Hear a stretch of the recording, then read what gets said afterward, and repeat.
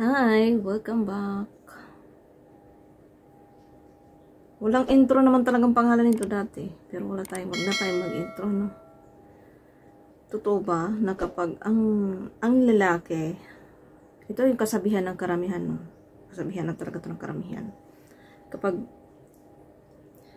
ang sabi di ba nila, pag kainin mo para hindi ka iwan, or pag kinain mo daw, hindi ka iiwanan, or mananatili sa'yo yung lalaki, partner mo, boyfriend mo, asawa mo.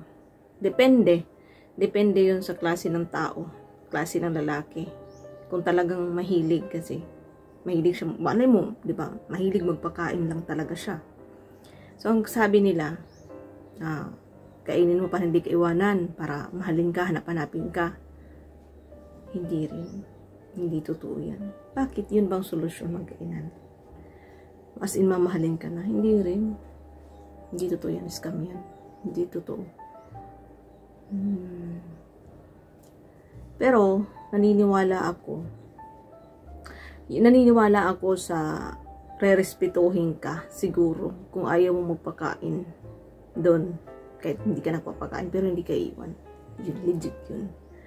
Kasi, yung kainan-kainan na yan, normal na yan. Parang, hindi mangyayari yung ganyang ginagawa nyo sa kama kung walang kainan. Sure. Diba? Hindi mangyayari yung ganyan nyo kung walang kayo kainan. Kaya walain nyo na yan sa mindset nyo. Walain na yan yung sasabihin kainin mo kasi para magtagal yung relasyon nyo, para hindi kiwanan, para hindi siya maghanap ng iba.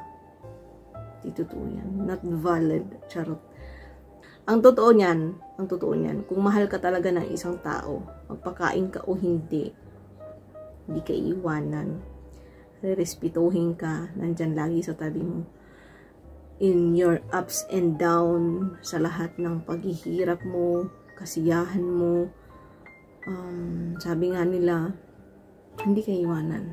Diba? Hindi ka iiwanan kahit anong mangyari. Kumbaga, maging kaaway mo lagi, kaibigan mo, hindi ka iwanan. Ayun yung totoo. Bonus lang yung mga ganyan-ganyan, kainan. Bonus lang yan kasi mawawala rin yan. Alam niyo yun. Alam niyo yung ano ng lalaki, yung gana ng lalaki. Alam niyo yung gana ng lalaki kapag napagbigyan ng babae. I mean, di ba? Lagay natin sa gustong-gusto talaga ng lalaki ngayon. Gusto niya tumira sa'yo. Tira talaga. Gusto niyang gamitin ka or gusto makipag-sex sa'yo. S-E-X sa'yo. Gusto niya gawin yan.